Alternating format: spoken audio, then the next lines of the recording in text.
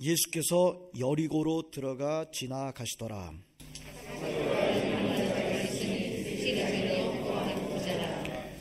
그가 예수께서 어떠한 사람인가 하여 보고자 하되 키가 작고 사람이 많아 할 수 없어 앞으로 달려서 위하여 돌을 모아 나무에 올라가니 이는 예수께서 우리로 지나가시게 됨이더라. 예수께서 그곳에 이르사 쳐다보시고 이르시되 삭개오야 속히 내려오라. 내가 오늘 네 집에 유하여야 하겠다 하시니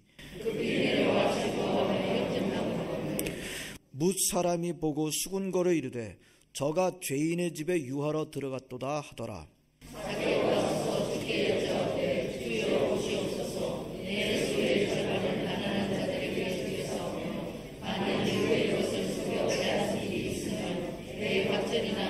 같이 읽습니다.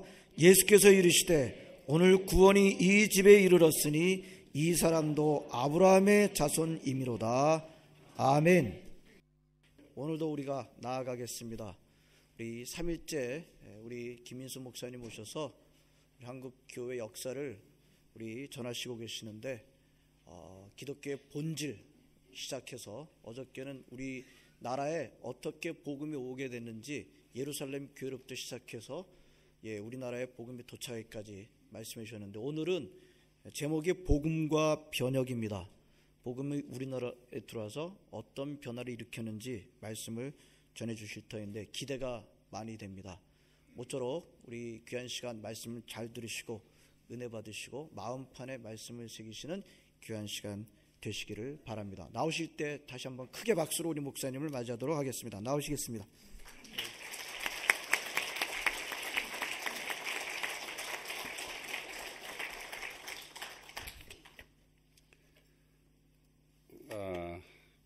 이런 얘기는 역사 선생이 아니면은 또 여러분들 잘 들을 수 없는 그런 얘기이기 때문에 말씀 하나 드리고 가겠습니다. 우리 교회가 시드니 영락교회인데요. 이 영락교회라는 교회가 전 세계에 없는 곳이 없습니다. 저는 LA 있는 나성 영락교회를 출석하고 있습니다. 부모님들이 벌써 30년째 그곳에 출석을 하고 있어서 제가 미국에 와서 부모님 따라서 이제 가게 됐고 또 우리 누님과 우리 또 조카들이 또 시드니 영락교회에 출석하고 있고 제 막내 동생이 목사인데 미국 애리조나의 피닉스가 애리조나의 수도입니다. 캐피탈 시티인데 그 피닉스에서 아리조나 영락교회를 지금 목회하고 있어요. 그래서 우리 가족들이 세 곳의 영락교회를 지금 출석하고 있는데 그 영락이라는 그 말이 어디서 왔을까? 누가 지었을까? 보통 서울 영락교회는 이제 한경직 목사님이 해방 이후에 1947년에 신우주에서 내려오셔서 지금의 그 중구 저동, 서울특별시 중구 저동 중국 경찰서가 있는 그 옆에다가 베다니 교회라고 하는 그런 그 교회를 시작했습니다. 베다니 교회. 그래서 베다니 교회로 예배를 드리다가 이름을 바꿨어요. 그때 영락교회라고 하는 그 이름을 바꿨습니다. 그럼 왜 그렇게 영락교회로 바꿨냐 하면은 그 동네가 영락동입니다. 영락동. 지금은 중구 저동이지만은 외정시대 때 동을 정이라고 해서 정. 그래서 영락정. 영락정인데 영락동이죠. 그러니까 가롤동 그런 것처럼 후암동 같이 영락동이에요. 그래서 그 동네 이름을 따서 영락교회라 그렇게 한 겁니다. 그런데 한경림 목사님께서 그것에서 목회를 했기 때문에 서울 영락교회 출석했던 분들이 또 영락교회 출신 목사들이 가서 가는 곳마다 이제 부산 영락교회, 제주 영락교회, 시드니 영락교회, 아리조나 영락교회, 나성 영락교회에서 서울 영락교회와 관계가 직간접적으로 관계가 있는 분들이 이제 영락교회라는 이름을 그렇게 이제 붙이고 있는데 이름의 의미는 참 좋죠. 길영작 즐거울 낙자입니다. 영원히 즐거워하는 기쁨이 있는 교회 그런 의미가 되는데 그 영락교회의 그 오리지널 영락이라는 말은 그 동네 이름에서 나왔다. 이렇게 이제 여러분들이 아시면은 실망하실 분도 계실지 모르겠는데 뭐 실망하실 거 없습니다. 어제 저녁에도 제가 말씀드렸지만은 언더우드가 대학 이름을 지을 때요, 참 그 험불한 아주 그 겸손한 그런 이름을 지었어요. 경기도 고양군 연희면, 그 연희면 고양대학이라, 고양군 하면 고양대학이 될 것이고 경기도를 하면은 경기대학이 될 것이고, 한국이면은 조선이면 조선대학교가 됐을 텐데, 한국도 서울도 뭐 경기도도 고양군도 아닌 아주 보잘것없고 이름도 없는 연희면의 그 연희의 이름을 따서 그렇게 했다는 것은 참 겸손한 의미가 거기에 있다고 저는 생각이 돼요. 그런데 이 연희대학교가, 연세대학교가 세계적인 대학으로 성장할 수 있었던 것이죠. 제가 대학에 다닐 때 독일어를 공부할 때 독일어 그 텍스트 교과서에 나오는 얘기인데요, 이런 얘기가 나옵니다. 어떤 골목에 어떤 치과 의사가 와서 치과를 병원을 세우면서 이름을 세계에서 제일 잘하는 치과, 그렇게 이름을 지었답니다. 그 다음에 두 번째 치과 의사가 들어와서 병원을 세우면서 구라파에서 제일 잘하는 교회 치과, 그렇게. 세 번째 치과 의사가 들어왔는데 독일에서 제일 잘하는 치과.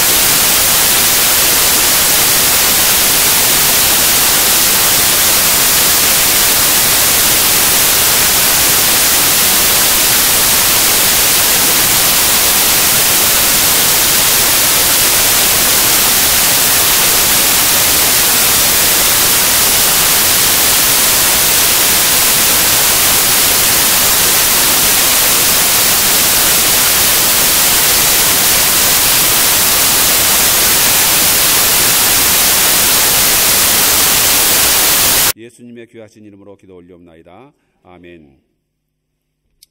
제가 군목으로 있을 때 우리 부대가 경기도 그 법원리에 있었을 때입니다.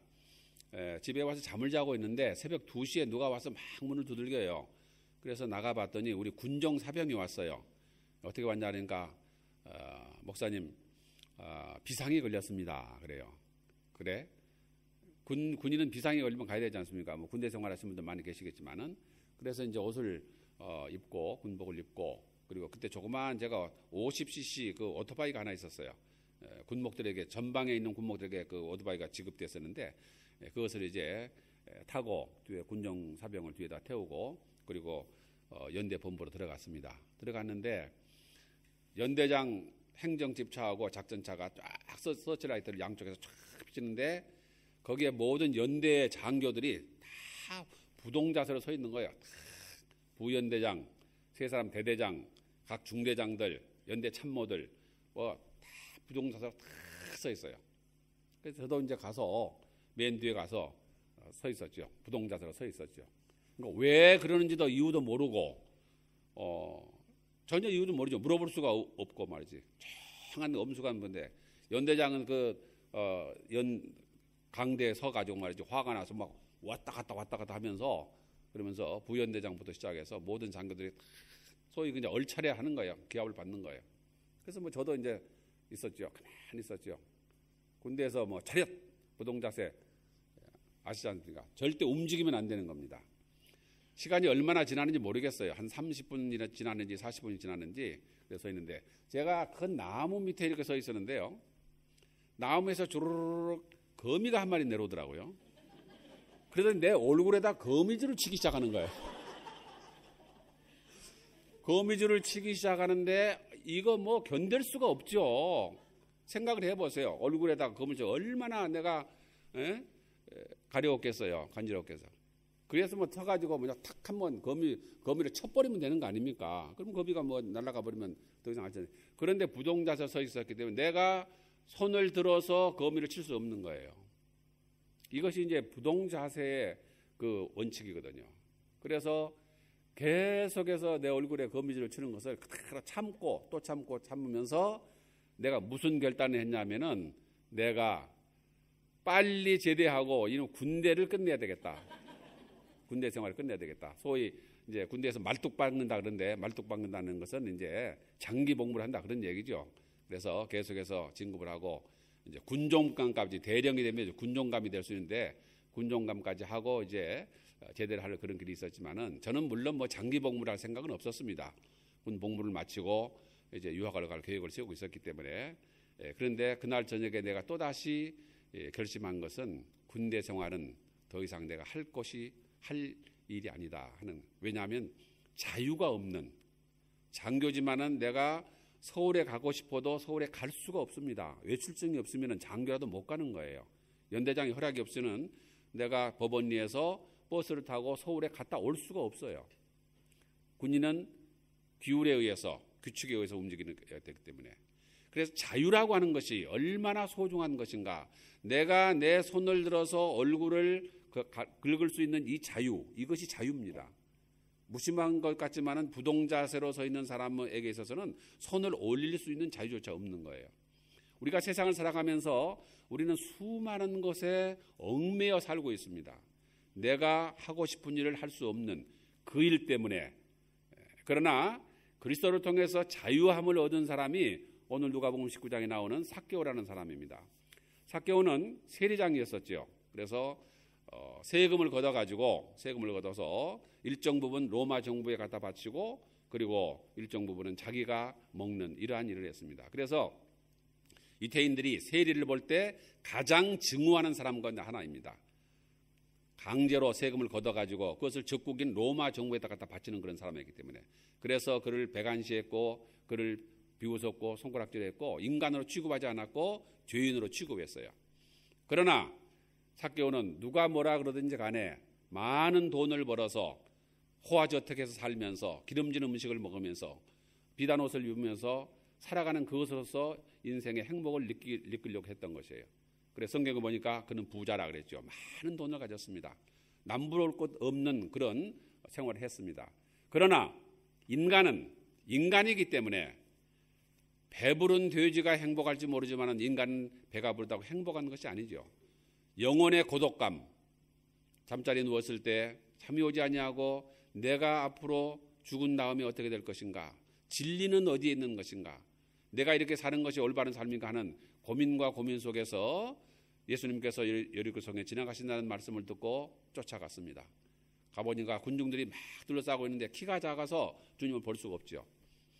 실망하고 돌아가 버릴 수도 있지만 그러나 그는 그렇게 하지 않냐고 뽕나무에 기어 올라갔습니다. 여러분 세무서 서장이 뽕나무 나무 위에 기어 올라간다는 전혀 걸맞지 않는 것이죠.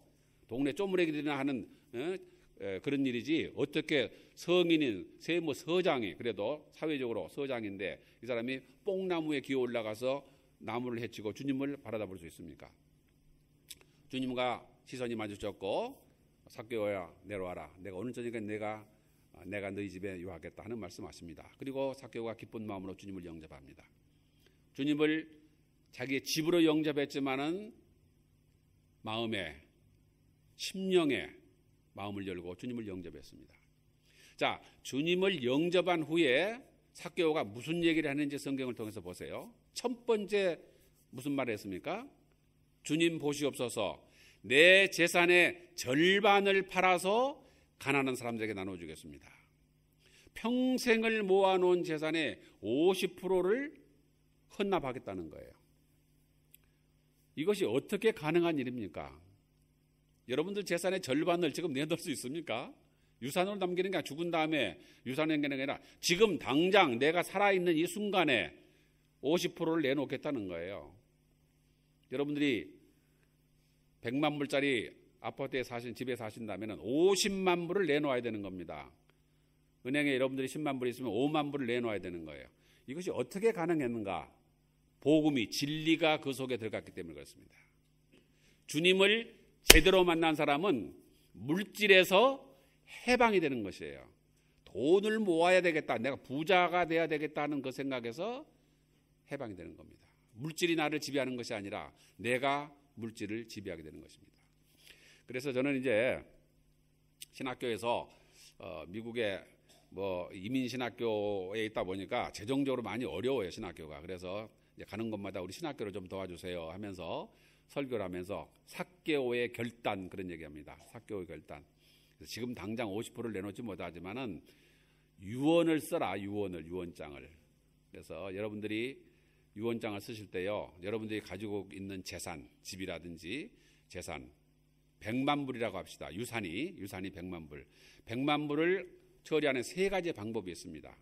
첫째는 100만 불을 전액 사회로 환원하는, 모교에 장학금으로 주든지 시드니 영락교회 기금으로 헌납을 해버리든지 그런 게 있어요.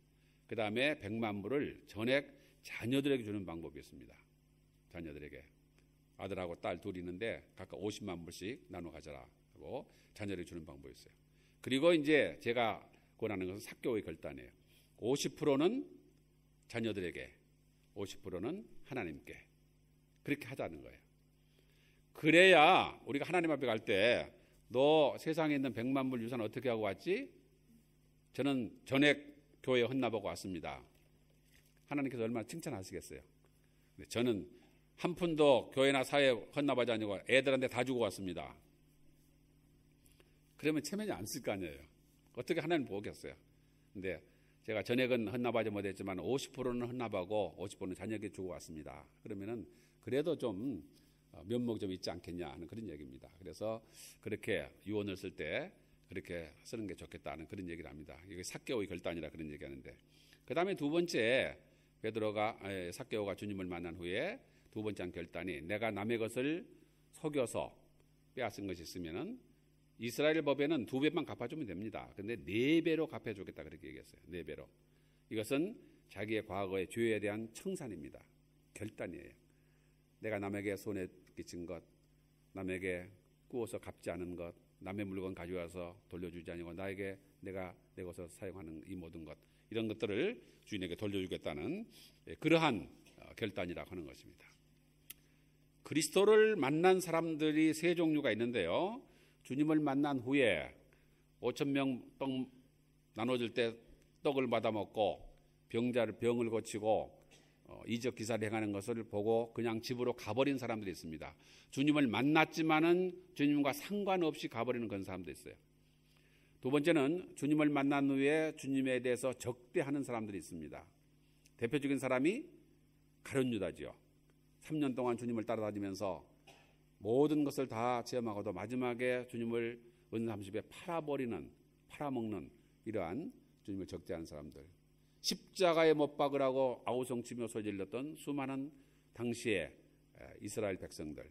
주님을 봤지요. 주님을 만났지요. 그러나 그들은 주님과 원수가 되는 그런 일을 했습니다. 그러나 주님을 만난 사람 가운데 삭개오처럼 근본적으로 변화되는 그런 사람들이 있습니다. 군대막이 들린 사람은 군대막이가 얼마나, 군대막이면은 한 6, 7천 명의 그 병사들이 들어있는 엄청난 그 힘을 가진 파워를 가지고 있는 이 군대막이가 제어할 길이 없었습니다. 차고를 채워놓으면 차고를 끊어버리고, 그리고 묶어놓으면 풀어버리고, 지나가는 사람을 해코지하고 돌로 자기의 몸을 상하고 하는, 어떻게 할 수 없는, 도대체 컨트롤할 수 없는 이 사람이 주님을 만난 후에 어떻게 됐습니까? 옷을 벗고 집을 나가서 무덤 사이에 살던 이 군대마귀가 주님을 만난 후에 옷을 입고 정신이 온전해서 주님의 발 앞에 앉았다. 성경은 얘기합니다. 주님을 만나면은요, 변화가 있어야 돼요. 변화요. 기독교가 한국에 들어온 후에 많은 변화가 있었습니다. 개인적인 변화가 있었습니다. 예수를 믿으면은요, 첫째 뭐라냐면 담배를 끊습니다. 줄담배를 피우던 사람들이 담배를 끊어요. 담배 끊는다는 게 보통 쉬운 일이 아닌가 봐요. 제가 저기 구라파 여행 갔을 때 블란스에 파리에 갔는데 가이드가 그러대요. 자기가 수십 년 피우던 담배를 끊었다 그래요. 그래도 자기 친구들이 그러대요. 이 지독한 놈, 너같이 지독한 놈하고는 내가 상대도 안 하겠다 그랬대요. 그러더래요. 그래서 야, 담배 끊는 게 지독하냐? 죽을 줄 알고 계속 피우는 놈이 지독한 놈이냐? 그런 얘기 했다 그러는데 담배 끊기가 그렇게 어렵고 힘들다 그래요. 알면서 폐암에 걸릴 확률이 엄청 높다고 하는 걸 알면서도 여전히 담배를 하루에 한 갑씩 피우는 그 사람이 예수를 믿은 후에 담배를 끊어버리는 겁니다. 하루라도 선술집에서 술을 한 잔 걸치지 않으면 집에 돌아가지 않는 이러한 술주정뱅이가 예수를 믿은 후에 술을 다 끊어버리는 거예요. 도박으로 온 집안을 다 날리던 그 사람이 예수님을 영접한 후에 도박을 끊습니다. 입만 열면은 욕짓거리를 하고 더러운 말을 하던 그 사람이 예수 믿은 후에 그 입이 정화돼서 정말 건전하고 깨끗한 말만 하는 이런 변화가 있게 되는 것입니다. 첩을 들이고 살던 사람이 첩을 정리합니다. 기독교가 들어와서 첩을 정리하라 그랬어요. 첩 있는 사람은 세례를 주지 아니하고 첩 있는 사람은 교회 명부에 등록하지 않았습니다. 기독교는 철저하게 일부일처제. 하나님이 짝지어 주신 것을 사람이 나눌 수 없습니다. 죽음이 두 사람을 갈라놓을 때까지 하나님이 짝지어 주신 이 아내를, 이 남편을 버릴 수 없는 거예요. 아들을 낳지 못한다는 이유로 조강지처를 버리고 첩을 넣는 것은 기독교에서는 용납이 되지 않습니다. 그래서 철저하게 일부일처제의 이러한 가르침을 교회는 주고 있는 것입니다. 우리 민족은 대체적으로 세 가지 종교를 믿어왔습니다. 가장 보편적인 종교가 무교입니다. 무당 종교지요. 새해가 되면은 1년 동안에 신수를 보고 사주 팔자를 보고 귀한 아들이 나오면 장명소에 가서 이름을 찍고 그 다음에 이사할 때 태기를 하고 뭐 이런 일을 하죠. 남녀가 결혼할 때 궁합을 맞춰 보고 점쟁이한테 가서 점을 치고 점쟁이한테 가서 점을 치려면요. 맨 먼저 점쟁이가 뭐 물어보는지 아십니까?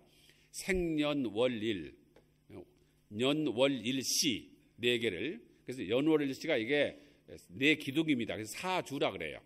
근데 그 연월일시에 2자가 있습니다. 뭐 갑신년, 뭐 기민년 이게 2자씩. 그래서 이 4기둥이 4글자인가 8자예요. 그래서 이것을 사주 팔자 그렇게 얘기합니다. 4기둥에 8글자라 그 말이에요. 그래서 사주 팔자를 보는데 그 생년월일 쓰라 그래요. 점쟁이면 지가 알아야지 왜 쓰라 그래? 그렇지 않습니까?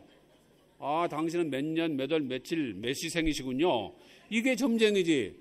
그것도 모르면서 무슨 점을 칩니까? 그런 자들한테 가서 내가 어떻게 될지 그걸 물어본다는 건 말도 안 되는 거예요. 생각해 보세요. 그게 말이 되는지. 그리고 점쟁이들요, 빤합니다. 집에 감나무가 있습니까? 있다 그러면은 있어서 안 된다 그러고 없다 그러면 없어서 안 된다. 이것이 점쟁이. 간단해요, 원리는요. 점 쳐서 돈 버는 거 간단합니다. 정 직장이 안 되면은 생각해 보시고. 평양 서촌 마을에 니씨라는 할머니가 한 분 계셨어요. 이 할머니가 예수 믿기 전에 천냥을 주고 계집종 하나를 샀습니다. 이렇게 나이가 들면 할머니들이 기동력이 떨어지기 때문에 뭐 세수물도 떠다 대야 되고 그 다음에 옛날에 긴 장죽에 이제 담배를 피우는데 담배불도 붙여야 되고 등도 긁어드려야 되고 이불도 피워드리고 또 이불도 개우고 그 계집종이 필요하잖아요. 그래서 천냥을 주고 계집종을 사다가 부렸습니다. 그런데 이 할머니가 예수를 믿게 되었어요. 교회 나가서 목사님의 설교를 들으면서 또 성경을 읽으면서 마음속에 사람이 사람을 종으로 부리는 그것은 하나님의 뜻에 맞지 않는다 하는 그런 생각을 하게 됐어요. 예수 믿기 전에는 그런 생각이 전혀 없었는데 천냥을 주고 계집종 사다가 부르는데 무슨 문제가 있습니까? 그런데 예수를 믿은 후에 자꾸 마음에 걸리는 거예요. 이게요. 그래서 어느 날 그 계집종을 불렀습니다. 예, 내가 너를 종으로 부리는 것이 내가 마음에 늘 걸린다. 기도할 때마다 성경을 읽을 때마다 목사님 설교를 들을 때마다 마음에 걸려서 내가 결단을 했다. 오늘부터 너를 면천시키겠다. 면천이는 천민의 신분을 면해 주는 것을 얘기합니다. 해방시키는 거예요. 노예를 해방시키는 거. 내가 너를 오늘부터 면천시키면서 너를 수양딸로 내가 입적시키겠다. 그러면서 이 노비를 살 때 노비 문서라고 하는 게 있습니다. 땅 문서, 집 문서라는 게 있잖아요. 등기 권리증. 몇 년 몇 월 며칠 날 천냥을 주고 샀다는 노비 문서가 있어요.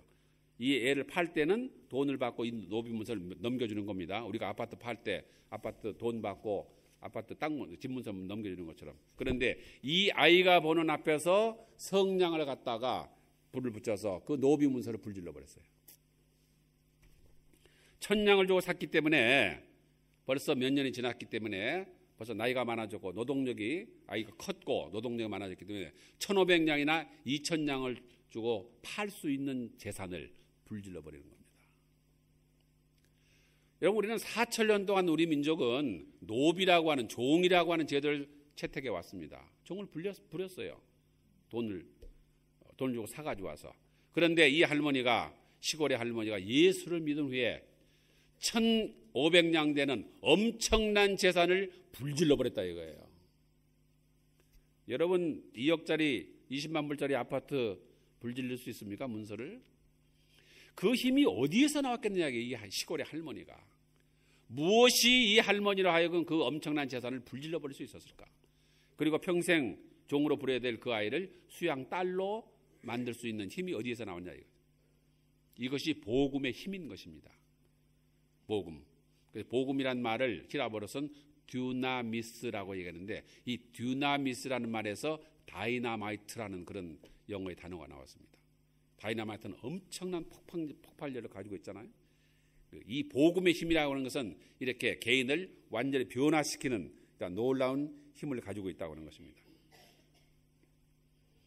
그런데 이 무교는 윤리가 없습니다. 수단과 방법을 가리지 아니하고 돈을 끌어모으면 되는 것이에요. 자기의 목적을 세워놓고 그 목적을 위해서 수단과 방법을 가리지 아니하고 그것을 이루면 되는 것입니다. 윤리도 없고 도덕도 없고 예의도 없고 체면도 없고 아무것도 없습니다. 목적을 달성하면 끝나는 거예요.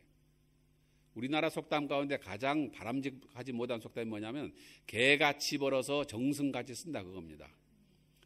개같이 벌어서, 제가 이제 개가 뭔지 주일날 설교할 때 잠깐 설명을 드리겠는데요. 개같이 벌어서, 아니죠. 정승같이 벌어서 정승같이 써야지 개같이 벌어서 정승같이 쓸 수가 없는 것입니다.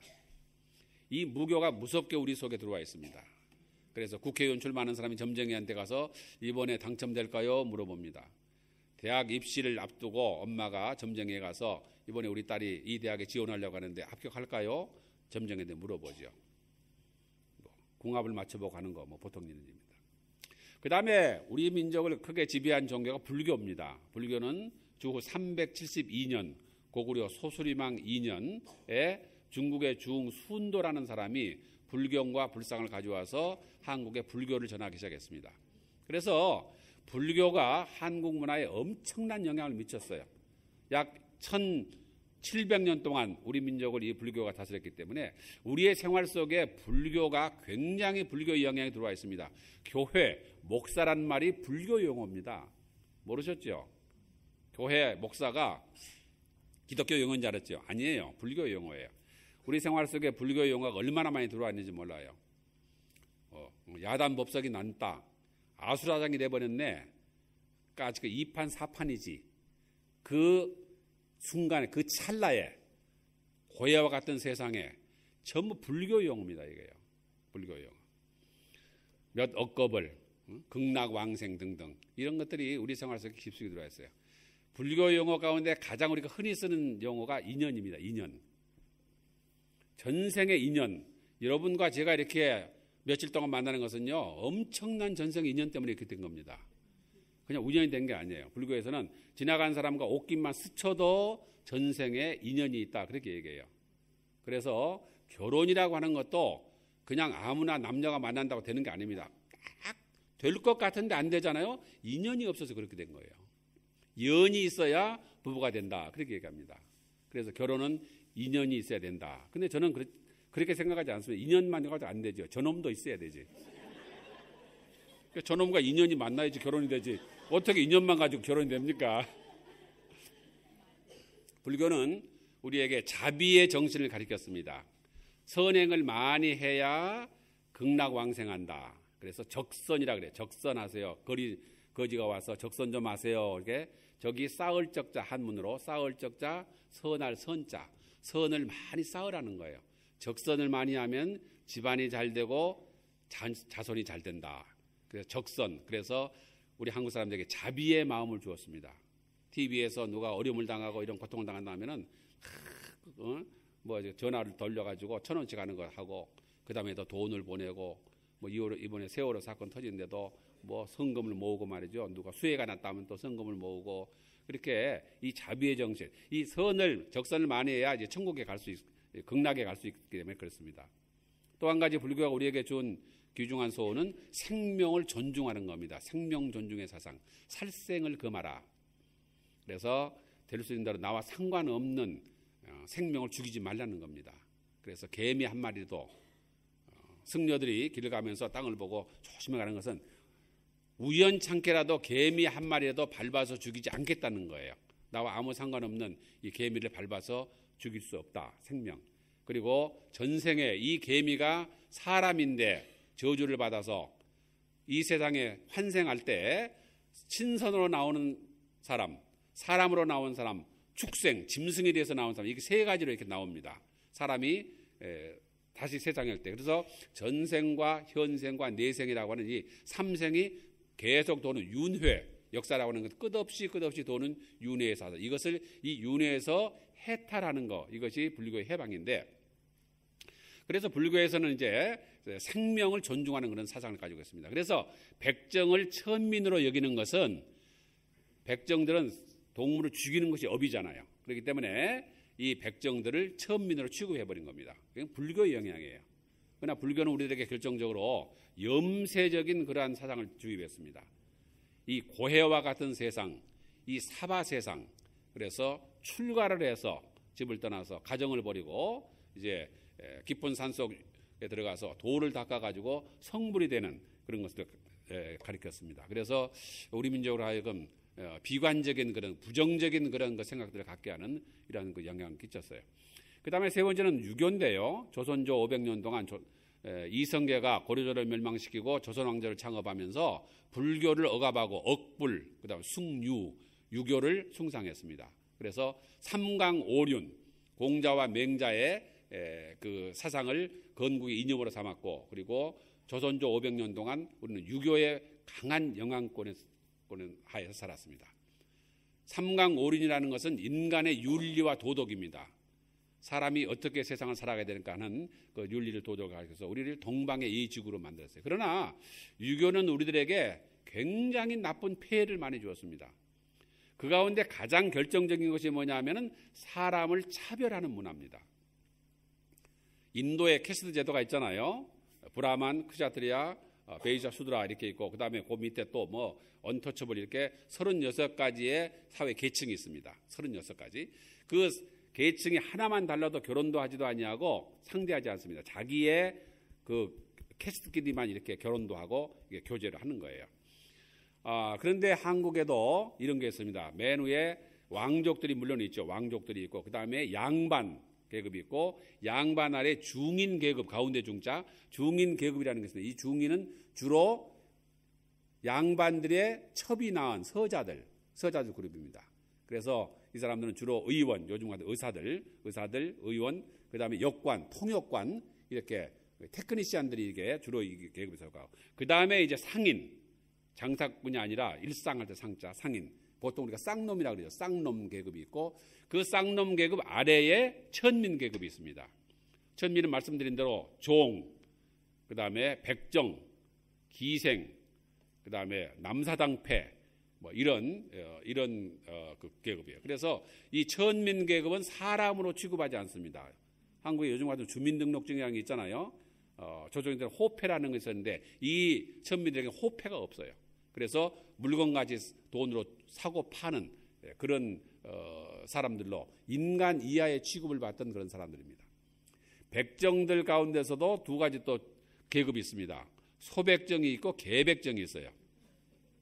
소백정은 소를 잡는 사람이고 개백정은 개를 잡는 사람인데, 소백정은 기술이 좀 필요합니다. 소를 딱 묶어놓고 도끼를 가지고 큰만에 숨고를 내리쳐서 소를 쓰러뜨려야 됩니다. 이게 빗 맞아서 소가 안 죽나는 소한테 받쳐서 죽어요.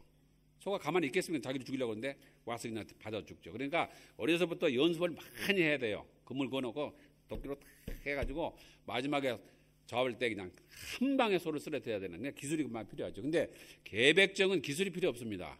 묶어놓고 5, 6월 개 패드 패면 되는 거예요.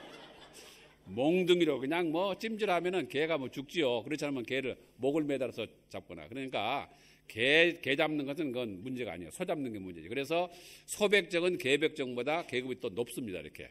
그래서 그 백정들 가운데서 이 계급이 있어요. 그래서 우리 한국 사람들은 굉장한 그런 그 계급적인 그런 의식이 있어요.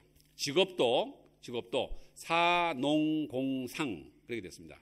사는 선비사자, 선비들, 그 양반 계급들, 관료 계급들. 그다음에 농은 천하지 대본이다. 그래서 농사 짓는 농민들, 먹거리를 만들어 주는 사람들이 있기 때문에 농민들. 그다음에 공이 이제 요즘 같으면 공과대학을 나온 이제 그 공돌이들 미안합니다. 이런 면에서 우리 교회 누구도 뭐 공대 졸업했다 그러는데 이게 지금 같으면 엔지니어, 그다음에 뭐 테크니시안 이런 사람들이죠. 그다음에 이제 마지막이 상업을 하는 사람들, 이런 사람들이 가장 천한 직업입니다. 왜냐하면은 그래서 장사치, 장돌뱅이, 여기 있는 물건을 갖다가 여기서 팔면서 돈을 붙여 먹잖아요. 그러니까 이건 가장 낮은 그런 직업으로 이렇게 쭉 했습니다. 그러나 오늘날은요, 이 상업하는 사람들이 무역회사, 삼성, LG 뭐 이런 게 장사하는 사람들 아니까 물건 만들어서 팔지 않습니까? 스마트폰 팔고 자동차 팔고 이런 사람이 사회에 완전히 올라갔고, 옛날에 그 사자 들어가는 직업은 뭐 별 볼 일 없이 됐어요. 뭐 별 볼 일은 아니지만은 그래서 지금도 사자 들어가는 사위, 사자가 뭡니까? 판사, 검사, 변호사, 의사, 뭐 박사, 사자 들어가는 거. 그래서 이제 이 사자 들어가는 직업이 굉장히 한국에서는 바람직해요. 그래서 요즘에는 이제 사자 들어가는 직업이 참 많아졌더라고요. 옛날에는 그게 아닌데, 옛날에는 택시 운전수 그랬잖아요. 근데 택시 기사 그럽니다. 기사. 운전하는 게 무슨 그 기술입니까? 그랬더니 하여튼 기사예요. 옛날에 기사식당은 주로 이제 택시 기사들이 많이 가는데, 기사식당 하면 요즘 안 갑니다. 기사님 식당 그래야지까지.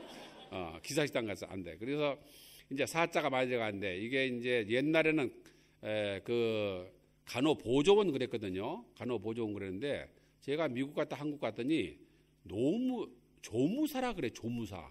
그 조무사가 뭐냐 그러니까 옛날에 널스 에이드, 그 간호보조원을 이제 그 조무사라고 사자를 붙였더라고요. 그러지 뭐 미용사, 이발사, 마지막에는 엿장사까지 이제 사자를 붙여서 그 사자의 직업 이거예요. 그러니까 이 직업의 귀천, 이것이 지금도 우리 사회에 존재하고 있습니다. 직업 때문에 인간을 차별하는 것이죠. 인간을 차별하는 거예요. 그런데 기독교가 들어와서 이것을 없앴습니다. 기독교가요. 제가 어제 저녁에 얘기를 해야 되는데 시간이 없어서 말씀 못 드렸는데, 제가 좋아하고 또 존경하는 선교사 한 분이 있습니다. 이분은 존 헤론이라고 하는 외과 의사 선교사였어요. 존 헤론이 미국 테네시 의과대학을 졸업할 때 수석으로 졸업했습니다. 그 학교가 창설이 될 이래로 가장 우수한 성적을 졸업했어요. 장로교 목사의 아들인데, 그러니까 너무 공부를 잘하니까 교수회의가 이 특별회의를 열어서 존 헤론을 테네시 의과대학의 교수 요원으로 결정을 했습니다. 그래서 수련을 마친 후에 보드맨이 된 후에, 전문의가 된 후에 우리 테네시 의과대학의 교수 요원으로 있어달라고 하는 그런 편지를 보냈어요. 졸업생으로서 얼마나 영광스러운 편지입니까? 모교 은사님들이 특별히 자기를 모교의 교수 요원으로 선발해 줬으니까 얼마나 영광스러워요. 그런데 존 헤런이 이 편지를 받고 답장을 써서 보냈습니다. 존경하는 은사님들께서 나같이 부족한 사람을 모교의 교수 요원으로 선발해 주는 것을 지극히 영광으로 생각하고 감사하게 생각합니다. 그러나 저는 이 요청을 수락할 수가 없습니다. 제가 의과대학에 들어올 때 저는 의사가 된 후에 선교사로 지원을 했습니다. 따라서 저는 조선으로 선교사로 가야 되기 때문에 이 요청을 수락할 수 없는 것을 죄송스럽게 생각합니다 하는 그런 편지를 써서 보내놓고 갓 결혼한 젊은 아내를 데리고 샌프란시스코에서 배를 타고 일본을 거쳐서 조선에 들어왔습니다. 제중원을 세운 알렌이 이제 한미 조약이 맺어져서 1882년에 미국과 한국이 처음으로 상호 통상 조약을 맺었습니다. 그래서 영사관을 각각 서울의 미국 공사관, 그다음에 워싱턴 DC에 조선 영사관을 세워야 되는데 도대체 박정량 공사가 가는데 영어를 할 사람이 없는 거예요. 한국 사람으로서는. 미국에 가서 영어를 해야 될 거 아닙니까? 대통령을 아련해야 되고 신장 제정해야 되고 집을 얻어야 되고 숙소를 얻어야 되고 공사관을 얻어야 되는데, 그래서 조선말을 하고 영어를 할 수 있는 사람은 알렌, 제중원 원장인 알렌밖에 없어요. 그래서 고종 황제가 자기 주치인 알렌에게 부탁을 했습니다. 당신이 수고를 좀 해줘야 되겠어. 당신밖에 영어를 할 수 없는 사람이 없으니 조선말을 하고. 그렇게 하니까 알렌이 자기가 생각해봐도 그렇잖아요. 아무도 갈 사람이 없는데 국교가 맺어졌는데, 그래서 알겠다고. 그래서 선교사 사표를 내고 그리고 박정량 공사 일행을 인솔하고 워싱턴 DC에서 떠났습니다. 그리고 나서 존 헤론이 한국에 가서 제중원의 원장이 되었어요. 알렌을 들여서 원장이 되는데, 예나 지금이나 7, 8월이 되면 한국에 장마가 지고 무더위가 계속되면서 선교사들이 활동을 할 수가 없어요. 그래서 남한산성에 피서지 2채를 지어놓고 7, 8월 이 무더위를 피워서 피서를 하기 위해서 모든 선교사들이 다 남한산성에 올라갔습니다. 그런데 헤론만은 그곳에 갈 수가 없어요. 왜냐하면 여름철이 되면 돌림병이 돌아서 수많은 환자들이 죽어가고 있는데 소문이 나기를 저 제중원이라고 하는 서양 의원이 세운 병원은 누구든지 받는다더라. 양반 쌍놈을 가리지 않냐고 누구든지 받고, 또 순서도 먼저 온 사람부터 치료를 해준다더라. 그리고 나라님에게 쓰는 귀한 약도 백정의 아들에게도 아낌없이 치료를 해준다는 소문이 나면서 새벽 4시부터 환자들이 수백 명이 제중원 앞에서 줄을 서서 기다리고 있는 거예요. 그 환자들이 그렇게 떼약빛에 서 있는데 헤론이 가족들과 더불어 남한산성에 올라가서 시원한 뇌물에 발을 담그고 피서를 할 수가 없었던 것이에요. 그래서 자기의 부인과 어린 2 딸을 다른 선교사들과 같이 남한산성에 올려보내놓고 혼자서 밥을 지어 먹으면서 새벽 5시부터 밤 12시까지 진료를 하는 겁니다. 도와주는 의사도 없었습니다. 간호사도 없었습니다. 아무도 조무사도 없었어요. 혼자서 진찰하고 혼자서 약을 지어주고 혼자서 간단한 치료를 하고 수술을 하고 그렇게 하게 되는데, 그래서 제가 헤론 의사의 선교 편지라는 책을 이제 번역을 해서 헤론 의사가 쓴 그 보고서를 번역해서 책으로 출판을 했습니다. 출판했는데 거기에 읽어보니까 이렇게 되어 있더라고요. 얼마나 날씨가 무더운지, 지금도 서울에 그냥 굉장히 덥다 그러대요. 날씨가 무더운데 그때 에어컨이 있었습니까? 선풍기가 있었습니까? 모기장이 있었습니까? 더운데 거기 쓰는 거 보니까 밤이 더 견디기 힘들다. 열대야. 그렇게 해서 누가 밥을 해주는 사람도 없고, 그래서 거기에 편지 썼는데요. 오후 4시에 점심을 먹었다. 오후 5시에 점심을 먹었다. 오늘은 점심을 거르고 하루 종일 환자를 봤다. 그런 기록이 딱 나와요. 그렇게 혼자서 밥을 끓여 먹으면서 그 환자를 진료하면서 점점 기력이 쇠약해지기 시작했습니다. 결국에 이질에 걸렸어요. 이질에 감염돼서 수많은 이질 환자들을 치료하고 하다 보니까 스스로 이질에 감염이 됐습니다. 그래서 계속 설사를 하면서 화장실을 들락거리면서 환자들을 치료하다가 결국에 쓰러졌습니다. 쓰러져서 한 주일 동안 씨름하다가 그렇게 생명을 잃었어요. 그때 나이가 34살이었어요. 34살의 젊은 나이에 이국 땅에 사랑하는 아내와 어린 2 딸을 남겨놓고 그렇게 세상을 떠났습니다. 고종 황제의 주치의였던 헤론이 죽었다는 얘기도 듣고 고종 황제가 몹시 비탄했습니다. 그 젊은 나이에 그 좋은 의술을 가지고 이역만리 이 땅에 와서 우리 백성들을 치료하다가 그렇게 죽었단 말이냐. 짐의 마음이 심히 슬프도다 하면서 장례를 정중하게 장례를 치러주라고 하면서 한강변에 땅 한 뙤기를 하사를 했어요. 그것이 지금 양화대교 옆에 있는 양화진이라고 하는 선교사 묘지입니다. 그 선교사 묘지에 헤론이 1호로 거기에 묻혔습니다. 그리고 그 후에 많은 선교사들과 선교사 부인들과 선교사 자녀들이 죽어서 거기에 묻혔습니다. 제가 그래서 우리 한국교회사, 우리 광나루 신학교에서 한국교회사 필수 과목이라 뭐 전교생이 다 들어야 됩니다. 필수 과목 하지 않고는 졸업을 못하니까. 그래서 반드시 한 학기 동안에 양화진을 다녀오라고 얘기합니다. 양화진에 갈 때 그냥 가지 말고 돈 1불 주고 1,000원 가지고 장미꽃 한 성이든지 카네이션 한 성을든지 사가지고 가서 헤론의 묘든지 언더우드의 묘든지 아펜셀레 묘든지 어느 묘든지 선교사 묘지에 헌화를 하고 그리고 거기 서서 왜 이들이 이영만리 이 땅에 테네시 의과대학의 교수직을 사양하고 이 땅에 와서 34살의 젊은 나이에 우리 민족을 위해서 우리 교회를 위해서 생명을 바쳤는가? C.C. 빈톤이라는 의사는요. 의사예요. 애가 낳습니다. 병에 걸렸어요. 의사니까 무슨 약만 있으면은 무슨 주사 약만 있으면 살릴 수 있다는 걸 알아요. 그러나 약이 없었어요. 그래서 그 애가 빈톤 의사의 품에서 죽었습니다. 그래서 양화진에 갖다 묻었습니다. 두 번째 아이가 태어나는데 두 번째 아이가 또 병에 들었습니다. 또 약이 없어 또 죽었습니다. 두 번째 아이를 또 갖다 묻었습니다. 세 번째 아이가 또 병들었습니다. 약이 없어 또 죽었습니다. 아이 세 번째 양화진에 묻었습니다. 마지막에는 부인이 병에 걸려서 죽었습니다. 부인을 양화진에 묻었습니다. 미국에서 개업했으면 돈 벌고 얼마든지 행복하게 가족들과 더불어 해로워가 살 수 있었던 C.C. 빈턴 의사가 한국에 와서 우리들에게 복음을 전하기 위해서 우리 민족의 육신의 질병을 고치고 영혼의 질병을 고쳐주기 위해서 그들은 한국에 와서 그렇게 가족들의 생명을 버리면서까지 그렇게 우리 민족을 위해서 헌신했던 것입니다. 우리가 여기에 있는 것은 우연히 있는 것이 아니에요.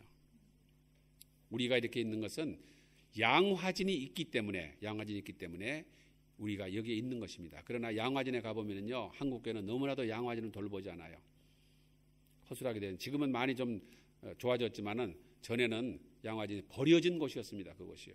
아무도 돌보는 교회가 없었어요. 아무도 돌보는 사람이 없이 그렇게 버려진. 양화진이 있었기 때문에 우리 한국교회가 있었다는 이 사실을 왜 그들은 의과대학의 교수직을 내어놓고 얼마든지 행복하게 잘 살 수 있는 언더우드 뉴욕의 큰 교회에서 오라고 하는 청빙이 왔지만은 그것을 뿌리치고 약혼녀와 파혼을 하면서까지 한국에 왔었던 것인가? 그들은 복음을 전하지 않고는 견딜 수 없는 심정이 됐기 때문에 그래요. 제가 이번에 와서 누니집에 있는 미우라 아야코 여사의 고독에도 손길이라는 그런 책을 읽었는데 그 마지막에 그런 얘기가 있습니다. 13년 동안 나는 투병 생활하면서 하나님의 사랑을 느꼈고 예수 그리스도의 사랑을 느꼈다. 따라서 나는 복음을 전하지 아니하고는 견딜 수가 없다. 복음을 전하지 아니하고는 견딜 수가 없다. 복음을 받은 사람들은요, 복음을 전하지 않으면 견딜 수가 없는 심정이 되는 겁니다. 이것이 복음을 받은 사람의 삶의 모습인 것이에요. 드와이트 무디 선생은 하루에 3사람에게 전도한다는 원칙을 세웠습니다. 아무리 바빠도 3사람에게 가서 전도했습니다. 어느 날 너무너무 바빠가지고 전도를 하지 못하고 잠자리에 누웠는데 보니까 자정에 밤 12시예요. 딱 생각해보니까 3사람 전도를 안 했어요. 그래서 다시 옷을 입고 나가서 자정에 만나는 사람에게 3사람에게 복음을 전하고 와서 그리고 와서 잠을 잤다는 기록이 나옵니다. 전도한다는 것이 참 어렵습니다. 제가 해보니까. 저는 택시를 타면 택시 기사에게 전도한다 하는 그 원칙을 세우고 택시를 타면은 눈치를 봐가면서 슬슬 전도를 합니다. 기사 선생님 혹시 종교를 가지고 계시나요?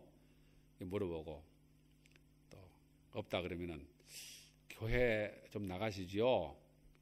그러면 교회요? 말도 하지 마세요. 교회라고 하면 신물이 납니다. 왜요? 우리 집 사람이 교회에 미쳐가지고 살림이고 뭐고 다 걷어치우고 교회 가서만 삽니다. 나 교회라고 하면 신물이 나니까 말도 꺼내지 말라고. 그렇게 하면 내가 더 이상 더 이상 전도가 안 되는 거예요. 어떤 사람은 저는 불교 신자입니다. 딱 선을 긋고 엄숙하게 불교 신자라고 선언해. 더 이상 얘기하지 말라는 거죠. 그런데 내가 어떻게 불교 절에 가지 말고 교회 나오라 그렇게 얘기했어요. 그렇게 되면은 아주 전도하기가 대단히 어려워. 그렇지만은 그럼에도 불구하고 우리가 전도를 할 수밖에 없는 것입니다. 우리 민족이 복음을 받은 후에 가정의 개인의 변화도 왔지만 가정의 변화가 왔습니다. 가정의 변화가 왔는데 황해도 어떤 교회에서요 한 상에서 밥을 먹기로 결정을 했다. 그런 기록이 나옵니다. 한 상에서 밥을 그게 무슨 그런 결정을 교회가 한 상에서 밥을 그렇지 않아요. 6.25 사회에서는요 남녀 7세 부동석입니다. 남자와 여자가 7살만 되면은 같이 앉을 수가 없어요. 그래서 따로 앉아야 됩니다. 참 재밌는 한국에서 공부하면 재밌는 얘기가 많습니다. 이화학당에서 다른 과목들은 다 선교사 부인들이 가르치는데 한문만은 선교사들이 가르칠 수가 없어요. 그래서 고명한 한문 선생을 모셔다가 이화학당 여학생들에게 한문을 가르치라고 했는데 한문 선생이 들어올 때 여기 여학생들이 이렇게 앉아 있잖아요. 한문 선생이 들어올 때 이렇게 들어옵니다. 이렇게. 하늘천 따지 가르치고 오늘 강의는 거기까지입니다. 이 남자와 여자가 이게 대면해서 볼 수가 없었어요. 그때는요. 그래서 뒤로 왔다가 뒤로 나가는 게 이것이 조선 사회였습니다. 그래서 남자들, 시아버지, 남편, 아들은 안방에서 상을 받아서 먹고 그 다음에 마루에서 며느리하고 딸들은 마루에서 밥을 먹는 겁니다. 심지어 부엌에서 며느리하고 딸들은 부엌에서 밥을 먹어야 돼요. 한 상에 밥을 먹을 수 없는 것이 유교의 사상이에요. 철저한 남녀 차별이죠. 그런데 교회가 한 상에서 밥을 먹자. 시아버지도 시어머니도 아들도 며느리도 딸도 손자도 한 상에서 밥을 먹는다는 것은 기독교가 한국에 와서 이룬 이것이 해방입니다. 한 상에서. 두 번째는요. 부부 사이에 존댓말을 하자. 이걸 교회가 결정했어요. 자기 부인에게 존댓말 하는 분 손 들어보세요. 한 사람도 안 되네. 저 뒤에 한 분 있네요. 남이 안 들 때는 같이 안 드는 거예요. 왜냐하면 존댓말 하면서 손 안 든 사람 많거든. 한국 사람들 점잖으니까. 여러분 양반들은 존댓말 했습니다. 부인 일어나서 좀 음식을 좀 드시지요. 부인 나들이 갔다 오겠습니다 하고 양반들은 존댓말 했지만 쌍놈들은요 존댓말 하잖아요. 쌍놈이 무슨 부인 진지 잡수셨습니까? 야 바꿔줘와. 이것이 쌍놈다운 말이죠. 욕짓거리하고 2년 전년하고 이것이 쌍놈들 그 투 아닙니까? 그런데 교회에서 부부에게 존댓말을 하자. 여자를 하나 인격으로 보자는 거예요. 여자를 인격으로 사람으로 보자.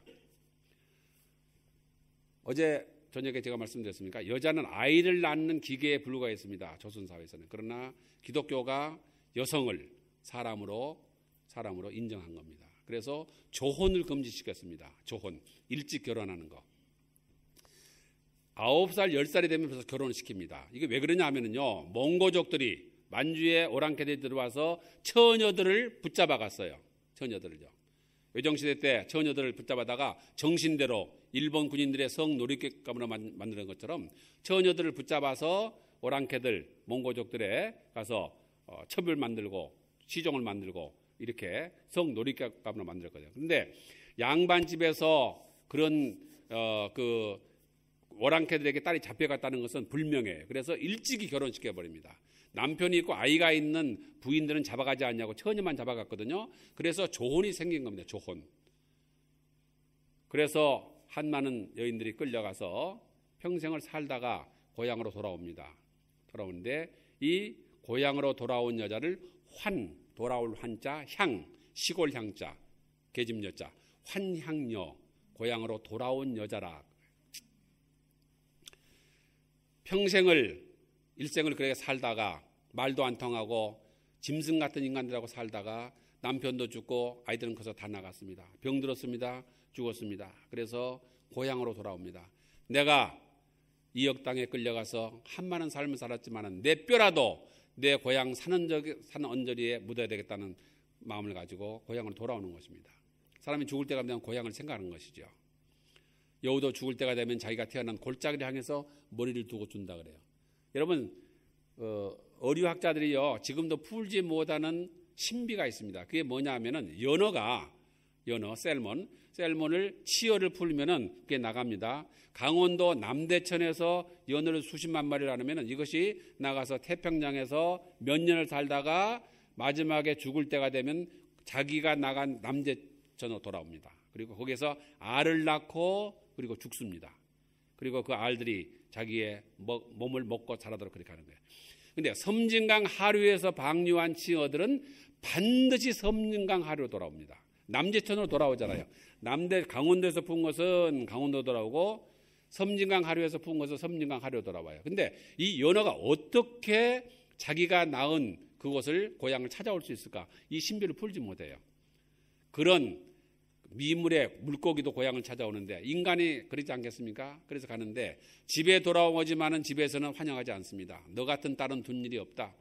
너 같은 누이는 둔 일이 없어 하면서 내쫓았습니다. 왜? 집안의 가문의 불명예라는 거죠.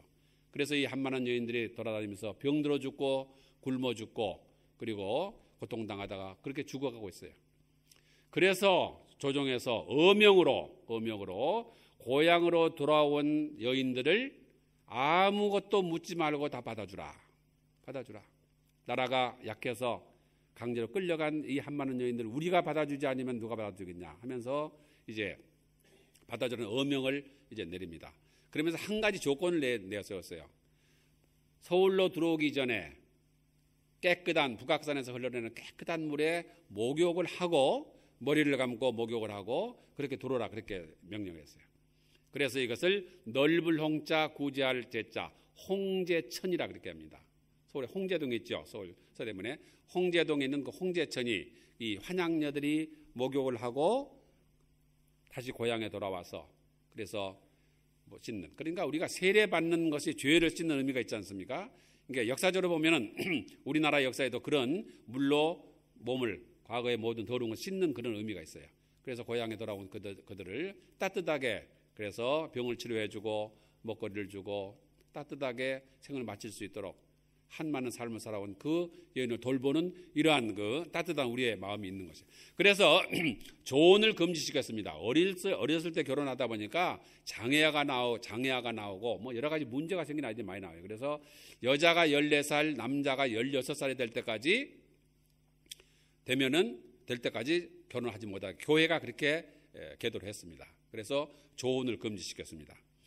그 다음에는 두 번째로 하는 것은요. 과부가 재가하는 것을 교회가 허락을 했습니다. 과부가 재혼할 수 있도록 유교의 사회에서 특히 양반 사대부가에서는요.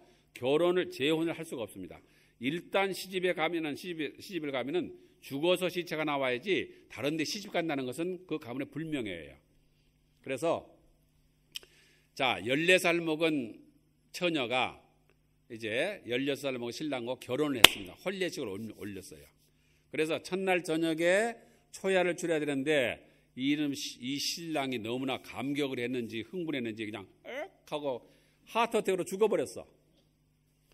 초야를 치르기도 전에 죽었어요. 그러니까 이거 뭐 완전 순처녀지요. 그런데 이 14살 먹은 이 신부가 죽을 때까지 그 집에서 살아야 되는 겁니다. 죽을 때까지.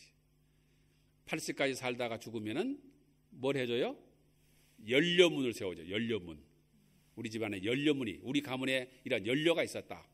14살 소녀가 와서 평생을, 남편이 첫날 저녁에 죽었지만은 평생을 이렇게 살다가 죽었다. 연료문을 세워줍니다. 그런데 우리 기독교가 들어와서 연료문 필요 없어. 재혼을 허락하라. 그래서 우리 교회가 과부의 재가를 허락했습니다. 그 다음에 두 번째는 논서마지기 받고 딸을 파는 인신매매, 이것을 금지시켰습니다. 어떠한 경우에도 사람을, 딸을 돈을 받고 팔 수 없다. 교회가 금지했습니다. 그래서 사람의 여성의 인권을 존중했고 여성들을 교육시킬 수 있는 이러한 제도로 나갔던 것입니다. 1908년에요. 세브란스 제1회 의과대학에 졸업했습니다. 7명이 졸업했는데요. 그때 이제 통감으로 나왔던 이토우 히로부미가 이동 방문이 와서 대한민국 의사 1호부터 7호까지의 그 의사 면허증을 수여했습니다. 수여했는데 그 의사 가운데 박서양이라고 하는 외과 의사가 있었는데 얼마나 수술을 잘하는지 선교사 교수들이 혀를 내둘 정도로 그렇게 수술을 잘해요. 마취를 시켜놓고 하면은 길게 째지도 않고 짧게 째지도 않고 딱 해가지고 수술을 얼마나 잘하는지 보는데 그런데 이 박서양이 누구냐면 박성춘이라고는 백정의 아들이었어요.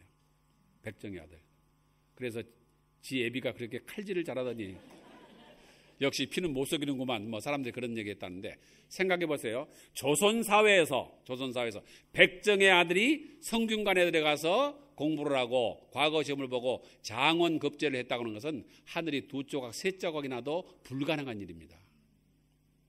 그러나 기독교회가 백정의 아들을 의과대학에 보내고 의과대학을 졸업하고 교수가 되고 세브란스 병원의 교수가 되었다가 만주에 가서 개업을 하고 그곳에서 선교하면서 큰일을 했습니다. 복음은 해방의 복음이에요.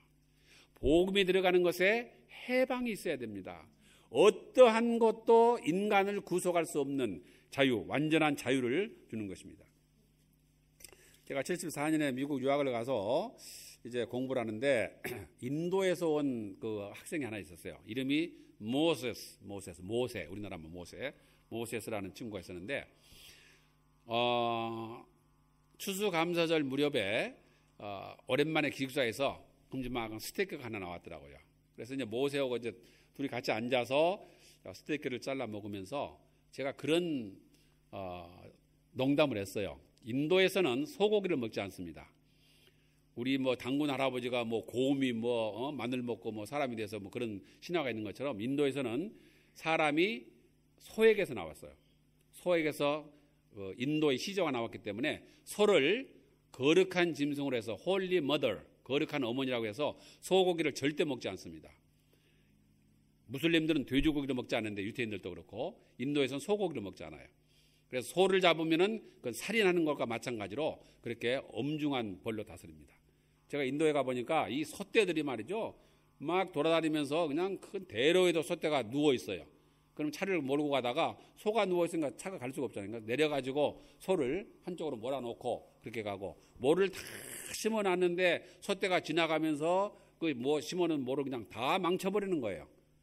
그래도 아무 불평 없이 다시 또 모를 딱 심더라고요. 왜? 늙으신 어머니가 그런 건 어떡합니까, 이거? 에? 그렇게 하는데. 그래서 내가 이제 농담 삼아서 그랬어요. 모세, 너 이거 소고기야. 너 어머니 고기를, 너희 엄마 고기를 어떻게 먹을 수 있니? 제가 그랬어요. 그랬더니 모세가, well, Indian cow is my mother, but American cow is not. 인도 소는 우리 어머니가 먹어서는 안 되지만 미국 소는 어머니 아니가 먹어도 된다. 그래서 같이 웃었는데, 자, 모세는 그리스도를 영접하고 복음이 그 속에 들어가 있기 때문에 소가 어머니라고 하는 이 유치원적인 이러한 그 미신을 믿지 않는 것이지요. 10억의 인도의 인도 사람들이 소가 어머니라고 믿고 있는 동안에 모세는 복음이 그 미망에서 해방을 시킨 거예요. 소고기를 먹을 수 있는 거예요. 소는 어머니가 아니에요. 소는 하나님께서 우리에게 주신 가장 아름다운 선물 가운데 하나 아닙니까? 평생 동안 일을 하고 봉사하다가 마지막에 고기까지, 가죽까지, 뿔까지 다 주고 가는 소똥이 얼마나 좋은 그 땔감인지 몰라요. 소똥을 말려가지고 인도라든지 기타 지방에서 몽골 같은데 그러면서 말똥 같은 게 이게 땔감인데 소는 버릴 것이 아무것도 없습니다. 그렇게 좋은 하나님께서 우리 인간에게 주신 식품이고 선물인데 인도 사람들은 소떼가 그렇게 돌아다니는데 굶어서 죽고 있거든요. 인도 사람들이 굶어서 죽고 있습니다. 먹거리가 없어서. 이러한 자유, 지금도 이슬람에서는 여성을 차별하지 않습니까? 여자가 얼굴을 내놓고 다니면 안 돼요. 차도로로 다 가리고 눈만 내놓고 다녀야 됩니다. 여자는 투표권이 없습니다. 여자는 운전을 할 수가 없습니다. 한 남자가 네 아내를 데리고 삽니다. 네 아내를. 그런데 여자는 이혼을 신청할 수 없어요. 남자들만 이혼을 할 수 있습니다. 그런데 이혼하는 것도 간단합니다. 아침에 일어나서 너 친정으로 가라. 3번 하면은 이혼 성립된 거예요. 이것이 이슬람의 법입니다. 이슬람의 법이에요. 아침에 친정으로 가라고 3번 얘기하면은 이혼이 성립돼 버리고, 그래서 아내 넷이 있다가 하나가 이혼됐으니까 다른 여자 하나를 더 데리고 살 수 있는 거예요. 이것이 오늘 우리가 살고 있는 21세기 문명 사회의 이슬람 문화권의 모습인 것입니다. 이러한 문화와 기독교의 문화를 한번 비교해 보면은 이 복음이 우리를 얼마나 자유롭게 하는 것을 우리가 알 수 있는 것입니다. 예수를 믿은 후에 우리 민족이 지금까지 유교 효 때문에 자기의 가문과 부모만 생각했어요. 이웃이라든지 국가라든지 민족이라는 걸 생각하지 않았습니다. 그러나 교회는 복음이 들어간 후에 이제는 국가를 생각하고 이웃을 생각하게 됩니다. 일본 사람들이요, 우리나라에 들어오니까 사람이 사는 데가 아니야. 상수도가 있나, 하수도가 있나, 전기가 있나, 전화가 있나. 그러니까 이게 안 되겠다 해서 서울의 용산과 이태원을 일본 사람들이 사는 구역으로 정하고 거기에 하수도를 묻고 상수도를 묻고 전기줄을 늘리고 전화선을 늘리고 해가지고 그렇게 했습니다. 그러면서 우리나라가 돈이 없으니까 저희 나라에서 돈을 갖다 다 했어요. 그러면서 우리 보고 갚으라는 거예요. 너희 나라에 시설했으니까 내가 갚아라. 그리고 부산에서 경성까지, 서울까지 경부선을 놓았습니다. 그리고 경성에서 신의주까지 경의선을 놓았어요. 그리고 경성에서 원산까지 경원선을 놓았고 춘천까지 경춘선을 놓았고 인천까지 경인선을 놓았어요. 그래서 철도를 부설했습니다. 왜? 우리를 위해서? 아니에요. 일본에서 배로 군인들과 군수물자를 싣고 와서 경부선을 부산에서 서울을 거쳐서 신의주에서 만주와 중국을 다 점령하고 아시아를 제패할 그러한 허황을 꿈을 꾸면서 그걸 건설했던 것입니다. 그러면서 자기들을 위해서 철도를 놨어요. 자기 군대 수송을 위해서 주로. 그런데 너희 나라에 시설했으니까 너희가 이 돈을 갚아라 하면서 당시의 돈 1,300만 엔의 차관 형식으로 되었습니다. 그래서 이 빚을 우리가 갚아야 되지 않느냐 해서 온 국민이 국가의 채무, 국채 보상 운동을 합니다. 우리가 돈을 모아서 이 빚을 갚자. 일본에 진 빚을 갚지 않고서는 우리가 독립을 할 수 없지 않느냐 해서 국채 보상 운동을 하는데, 국채 보상 운동을 하는 첫 번째 방법이 담배를 끊고 술을 끊자는 겁니다.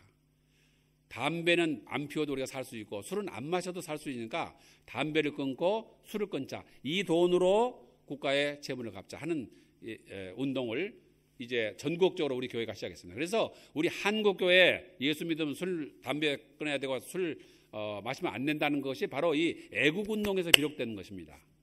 고종 황제가 그 얘기를 듣고 왕이 무슨 친구가 있습니까? 소유거리가 있습니까? 그냥 심심초라 그랬거든. 얘는 담배 피우는 것을 줄담배를 피웠어요. 그런데 고종 황제가 전국의 교회가 금연 운동을 한다는 얘기를 듣고 그날로 바로 담배를 다 끊었습니다. 담배를 끊고 하사금을 내려보내주면서 제발 이 운동을 크게 해서 우리가 진 빚을 갚자고 하는 그런 얘기를 했습니다. 그 다음에 전국 여전도 연합에서 탈환회라고 하는 걸 조직했습니다. 탈환회. 탈환이 뭐냐면 총알이란 말이고 벗을 탈자, 탈의실 할 때 옷을 벗는 거 아닙니까? 탈모 하면 모자 보는 거예요. 탈환, 환은 지환할 자. 그래서 반지를 빼는 운동이에요. 반지를 빼자. 반지를 빼서 이 반지를 헌납해서 이 반지를 팔아서 일본에 진 빚을 갚자는 겁니다. 이것이 탈환회예요. 몇 해 전에 우리나라가 IMF 사건 터질 때 금모으기 행사를 했죠. 금모으기 행사를 했는데 그때는요, 금모으기 행사를 할 때는 금반지를 빼서 헌납한 게 아니에요.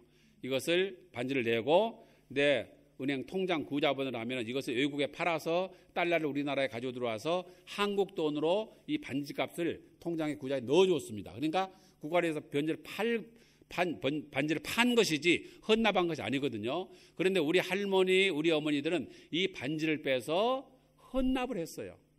헌납. 국가의 빚을 갚기 위해서 스스럼 없이 반지를 다 뺐습니다.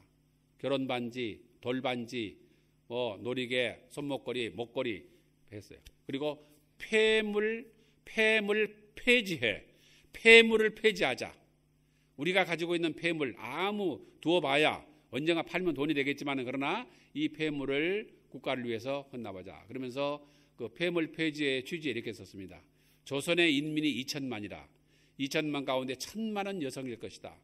그 1,000만의 여성 가운데 절반 500만은 지환 하나쯤, 반지 하나쯤, 폐물 하나쯤은 있을 것이다. 그러면 500만 개의 폐물을 모으면은 3,000만 원은 될 것이니 1,000만 원으로 일본에 진 빚을 갚고 1,000만 원으로 학교를 세워서 우리 자녀들을 교육시키고 1,000만 원으로 은행을 세워서 민족의 산업을 일으키자 하면서 전국에 있는 우리 여전도의 회원들이 폐물, 반지를 빼고 폐물을 빼는 바치는 이러한 운동을 했습니다. 그런데 일제가 이것이 독립운동이라고 해서 그것을 주도하는 사람들을 이제 체포하고 투옥시키고 해서 결국에 오래 지속되지 못했지만 그러나 많은 분들이 이 일에 호응을 했던 것입니다. 그리고 또 하나는 감선회라고 하는 것을 조직했어요. 감선회. 감선회가 뭐냐 하면은 반찬의 가지수를 줄이자 하는 겁니다. 반찬의 가지수를. 생각해보세요. 예정시대 때 우리 민족이 뭐 얼마나 잘 살았겠습니까? 굶어 죽은 사람이 수저가고 보릿고개 넘어갈 때 그저 들러 산호 다니면서 나무 껍질 벗겨 먹고 풀뿌리 캐어 먹고 그런 시대에 반찬을 줄이자는 그런 운동을 했어요. 그리고 음식을 버려서는 안 된다. 저는 우리 할머니한테 철저한 교육을 받았습니다. 우리 누님도 그랬지만은 음식을 버려서는 안 된다. 음식을 버리는 자는 천벌을 받는다. 그렇게 됐어요. 그래서 밥을 먹을 때 이 밥에 밥풀떼기가 하나라도 남으면 안 됩니다. 100% 다 먹어야 돼. 그래서 저는 지금도 밥을 한 톨도 남기지 않고 다 먹습니다. 우리 집사람도 그렇게 하고 우리 아이들도 그렇게 철저하게 교육을 시켰어요. 그래서 음식을 버리는 거 보면 저는 견딜 수가 없어요. 근데 언젠가 제가 너무너무 배가 불러서 할머니 몰래 밥을 한번 버린 일이 있었어요. 그리고 나서 천동벼락 칠 때마다 내가 놀란 사람입니다. 이 천벌을 받는 게 아닌가 싶어가지고. 음식을 버리는 민족은요, 우리나라 사람이 가장 대표적입니다. 한 번은 제가 전주에 가서 친구하고 가서 전주 한정식이 유명하다 그래서 한정식 시켰어요. 한 상을 들고 왔는데 세보니까 32가지가 반찬이 있다. 32가지. 밥은 한 공기, 그 다음에 국 갖다 놓고. 이걸 먹고 나니까, 한 공기 밥을 먹고 나니까 절반도 손으로 안 댔어요. 갈비찜에다가 뭐 큰 조기구이에다가 뭐 온갖 진미가 다 있는데 절반도 손을 안 대는데 종업원이 와서 쓰레기통을 가져와서 전부 다 쓰레기통에 다 버리는 거예요. 한정식이 없어져야 된다. 한국에서 한정식이. 굶어 죽고 있어요. 지금 아프리카에서 어린아이들이 10초에 하나씩 아이가 죽고 있습니다. 10초에 1분에 6명 아이가 죽어요. 굶어서 죽어가고 있어요. 그런데 음식을 버리고 있다 그 말이에요. 이것이 이런 사람들이 천벌을 안 받으면 누가 받겠습니까? 음식을 버려서는 안 되는 것입니다. 정조대왕이요. 저는 조선 왕조에 할 얘기가 많은데 시간이 없으니까 다 못하는데 한 가지 말씀드리면은 22대 정조대왕이 항상 수라상에 반찬을 3가지를 놨다 그래요. 김치, 간장, 풋나물 3개를 넣고 잡곡밥에 쓰레기국. 임금님이 그렇게 음식을 잡섰습니다. 왜냐하면 백성들이 굶어 죽고 있는데 나라님이라고 하는 내가 어떻게 호화로운 음식을 먹을 수 있느냐. 그래서 반찬 딱 3가지를 넣고 그렇게 먹었다 그래요. 그런데 김정국이라고 하는 판서가 자기는 반찬이 5가지가 있다 그래. 임금님도 반찬이 3개인데 판서가 5가지를 먹었다니까 사람들이 가서 보니까 반찬이 3가지 뿐이야. 간장하고 김치하고 풋나물하고. 반찬이 5가지라더니 왜 3가지밖에 없냐니까 눈에 보이지 않는 반찬 2가지가 있지. 그래. 뭔데 그러니까 첫째는 시장의 반찬이다. 시장할 때 밥을 먹으라는 거예요. 배부를 때 밥을 먹으면 밥은 맛도 없고 먹기도 싫고 먹다가 남기게 되지 않습니까? 그러니까 시장할 때 밥을 먹어라. 그래서 시장이 내 반찬이다. 2번째는 뭐냐니까 따끈이다. 그래서 따끈. 따끈이 뭐냐니까 밥하고 국을 따끈하게 해서 먹으면 맛있다는 거죠. 식은 밥, 식은 국은 맛이 없잖아요. 근데 밥하고 국을 따끈하게 해서 먹으면은 반찬이 큰 반찬이 있어서 잘 먹을 수 있다. 그래서 눈에 보이지 않는 반찬 두 가지가 있다는 그런 얘기인데, 우리 조상들은 음식을 전략하고 음식을 아끼고 음식을 버리지 아니하는 이것으로서 우리가 양식을 전략하는, 여러분 쌀 밑자 어떻게 쓰는지 아십니까? 쌀 밑자 꼭 이렇게 씁니다. 이렇게 써요. 그러니까 위에 8팔자가 2개가 있고 아래에 8팔자가 2개 있습니다. 그리고 그 가운데 십자가가 딱 있어요. 십자가요. 누가 쌀 밑자를 만들었는지 모르지만은 이분은 십자가를 모르고 이 글자를 만들었습니다만은 그겁니다. 위에 8, 아래 8은 88명. 씨를 파종할 때부터 그것이 내 입에 들어올 때까지 88명이 십자가를 지는 것 같은 고생을 한 후에 그 쌀 한 톨이 우리 입에 들어온다 그겁니다. 그래서 쌀 밑자를 그렇게 한 거예요. 그러니까 우리가 밥 한 숟갈 먹을 때 얼마나 많은 사람의 땀과 피와 눈물이 거기에 섞여 있는지 몰라요. 그렇기 때문에 우리가 쌀 한 톨이라도 경홀히 할 수 없다고 그런 것입니다. 옛날에 뭐 할머니들 아시죠? 옛날에 쌀을 이렇게 잃었습니다. 이렇게 돌이 많기 때문에 쌀 잃고 이게 뜬물을 붓다 보면 쌀 알갱이가 흘러나갈 수도 있고 그래요. 우리 집에서는 하나라도 우리 할머니 때문에 우리 어머니가 쌀 한 톨도 흘려버리지 않았습니다. 이것은 결국에 우리 가정을 위하는 것이지만 넓게 보면 국가를 위하는 그런 길이 되는 것이에요. 그 다음에 물산 장려 운동이라는 걸 했습니다. 고당 조만식 장로님, 평양 산정교회 주기철 목사님 목회하시던 산정교회 수의무장로였던 고당 조만식 장로님이 물산 장려 운동, 물산 장려 운동은 뭐냐 하면은 국산품 애용 운동입니다. 조선 사람들이 조선 물건을 쓰지 아니하면 누가 조선 물건을 쓰겠느냐. 조선 사람들은 조선 물건을 쓰자 하면서 국산품 애용 운동을 했습니다. 한 가지만 더 말씀드리면은, 그러면서 고당 조만식 스님이 전국으로 다니면서 유세를 하면서 또 한 가지 부탁하는 게 있었는데, 조선 사람들아 고향을 묻지 말라. 고향을 묻지 말라. 우리 한국 사람들은요 유난히 고향을 따집니다. 수인사 하잖아요. 제가 김인수 목사입니다. 그러면 제가 아무개 장로입니다. 그 다음에 딱 물으면 게 목사님 고향이 어디시죠? 고향을 물으면 고향을 묻지 말라는 거예요. 왜? 차별하지 말라는 겁니다. 평안도와 함경도에 갈등이 있습니다. 전라도와 경상도에 갈등이 있어요. 이남과 이북에 갈등이 있어요. 이 갈등을 하지 말라는, 사람을 지역으로 차별하지 말라는 겁니다. 뉴욕에서 한국 택시 운전하는 기사가 흑인 2사람을 태우고 갔는가 봐요. 근데 이제 친구 택시 기사는 전화가 왔어. 야, 너 손님 태우고 가냐? 그러니까 이제 깜둥이라 그러면 다 알아듣습니다. 미국에서. 그러니까 연탄이라 그래. 연탄 2개 싣고 간다. 그리고 갔어요.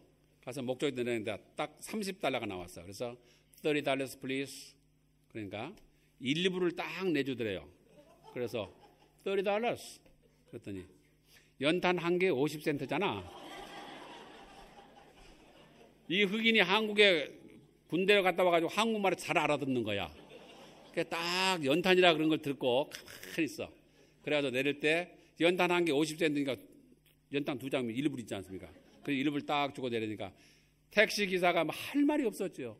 자기가 연탄이라 그랬으니까 연탄 2개 값 받아야지.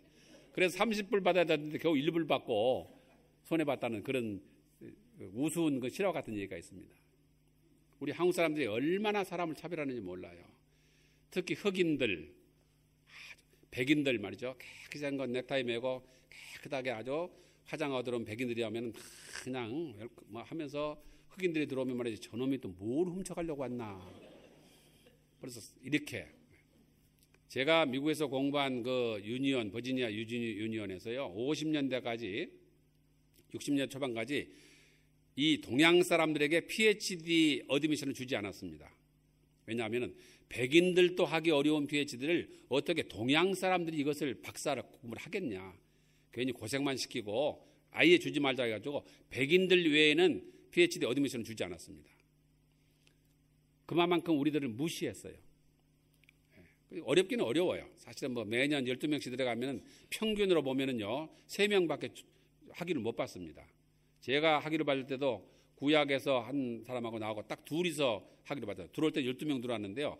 여러 가지 이유로 해서 건강상의 이유, 이혼을 했다든지 있지만은 그 공부가 너무너무 힘들고 하기 때문에 중도에 다 탈락하는 거예요. 그러니까 서양 사람들이 이게 동양 사람들이 이게 PhD 하겠나? 근데 우리 광나라 신학교에 아프리카에서 온 학생들이 더러 공부하러 옵니다. 근데 보면은 말이죠, 시커매가지고 옷도 그냥 이렇게 입고 말이지, 수염도 별로 안 깎고 감자 같은 거 이제 고구마 같은 거 먹으면서 걸어다니고 그러면 저것이 PhD 할 수 있을까? 내가 그런 생각이 들어요. 60년대 백인들이 동양 사람들을 그렇게 생각하는 것은 당연하다고 그런 생각이 들더라고요. 인간에게는 인간을 차별하는 기본적인 이런 것이 있습니다. 그런데 이것이 이제 문제가 된다는 것인데, 다시 돌아와서 혹시 개성 출신 계십니까? 개성. 저는 개성 사람들을 굉장히 존경합니다. 왜냐하면은 일제 35년 동안에 일본 상인들이 발을 못 붙인 것은 오직 개성밖에 없었습니다. 경성, 부산, 대구, 광주, 전주, 평양, 원산, 함흥 어디든지 일본 상인들이 상권을 다 잡았어요. 그러나 개성에만은 실패했습니다. 개성 사람들은요, 반드시 조선 가게에 가서 물건을 샀습니다. 일본 가게가 있어요. 대기업이 들어와서 멋있게 만들어 놓고 조선 가게보다 물건을 싸게 팝니다. 조선 가게 선언하는 것을 여기 800원에 파는 거예요. 그런데 개성 사람들은 일본 가게 가지 않았습니다. 반드시 조선 가게 가서 조선 사람의 물건을 샀어요. 송상, 옛날에 송도라 그랬죠. 개성을. 송상의 원칙은 이익의 80%만 가져간다는 겁니다. 100만 원을 벌었으면 80만 원만 가져가고 20만 원은 사회에 환원합니다. 이것이 송상의 법칙이에요. 우리는 11조도 못하죠. 우리 예수 믿는 사람들. 그러나 개성의 상인들은 20%를 사회에 환원했습니다. 그래서 일제 35년 동안 오직 개성에서 많은 일본 사람들이 번번이 실패하고 보따리 쏘고 떠나갔습니다. 그래서 개성에서 이제 조선 가게가 번창하는 겁니다. 그래서 저는 개성공단에 지금 우리 남한의 기업에 들어가서 많은 노동자들에게 혜택을 주는 것은 의미 있게 저는 바라보고 있어요. 만약에 개성 사람들 같은 의지와 절개가 있었더라면 우리는 35년까지 가지 않습니다. 개성 사람들은요, 우리가 서울에 올라갈 때 한자로 뭐라 그러죠? 두 자로. 상경 그래요. 상경. 광주에서 서울 올라갈 때 상경이죠. 부산에서 서울 가서 상경이죠. 근데 평양에서 서울로 하면 내려가는 거 아닙니까? 북쪽에서. 하경이 아니에요. 이것도 상경입니다. 평안도에서 서울을 갈 때도 상경한다 그래요. 왜냐하면은 왜 그럴까요? 경성에 임금님이 계시기 때문에, 나라님이 계시기 때문에. 그래서 상경한다는데, 개성 사람들은 지금도 서울 내려간다 그럽니다. 조선 왕조를 왕조로 생각하지 않는 거예요. 이성계라고는 무인이 고려도를 멸망시키고 구테타를 해가지고 조선 왕조를 세웠기 때문에 조선은 우리나라가 아니다. 우리 고려가 진정한 나라다. 그래서 정몽주, 보은 정몽주의 그 절개와 그 사상을 지금도 가지고 있으면서 서울 내려간다고 얘기하는 그런 그 기계, 그러한 절개, 그러한 높은 기상이 개성으로 하여금 일본 시대에 오직 개성 상인들만이 일본의 자본이 들어오지 못한 지역이라 하는 거죠. 우리나라가 전체가 그렇더라면 얼마나 좋았을까. 우리나라가 일본에 그렇게 오래 지배를 받지 않았을 텐데, 일본에 붙어서 간신매 노릇을 하고, 내일 저녁에 제가 순교신학에 대해서 얘기하면서 신사참배에 대한 얘기를 좀 하겠습니다만은, 그래서 복음이 우리나라에 들어와서 모든 면에 변혁을 가져왔다고 하는 것입니다. 여러분 예수 믿으시죠? 예수 믿으시면은 여러분 생활에 무슨 변혁이 있었습니까? 무슨 변혁이 있었어요? 술 물론 끊었죠. 담배 끊었죠. 도박장에 안 가죠. 더러운 말 하지 않죠. 변화가 있었습니다. 그러나 근본적인 변화는 미우라 아야코의 고백. 내가 복음을 전하지 아니하고는 견딜 수가 없다. 바울 선생의 고백. 내가 복음을 전하지 아니하면 나에게 화가 미치리로다. 여러분들이 복음을 전하지 않으면 변화된 게 아니에요. 술 끊고 담배 끊는 거 예수 안 믿는 사람들 합니다. 깨끗한 말 하는 거 점잖은 사람들 그렇게 합니다. 그게 변화된 게 아니에요. 주일날 성경 찬송 끼고 교회 나오는 거 변화된 거 아닙니다. 변화는 진정한 변화는 물질로부터의 해방일 뿐만 아니라 그리스도의 복음을 전하지 아니하고는 죽어가는 그 영혼을 보고 지나칠 수 없는, 여러분 아들이 늪에 빠졌어요. 늪에서는 가만히 있어야 됩니다. 허우적거리면 점점 더 빠져들어가요. 가만히 있어서 지나가는 사람이 밧줄을 던져주면은 그 밧줄을 붙잡고 있으면 밖에서 끌어잡아 다녀야 이제 그 아이가 살아나는 거예요. 엄마가 자기 아들이 늪에 빠져 있는데 그대로 두고 집에 가서 저녁 먹고 잠자는 어머니는 이 세상에 없습니다. 왜? 아들이 죽어가기 때문에. 여러분들 부모님이 죽어가지 않습니까 혹시? 여러분들 자녀들이 신앙생활 제대로 하고 있습니까? 여러분들 형제 자매들이 진정으로 구원을 받았습니까? 그런데 어떻게 여러분들의 심정이 견딜 수 없는 심정이 안 됩니까? 언제 죽을지 모르는데요. 언제 죽을지 모르는데.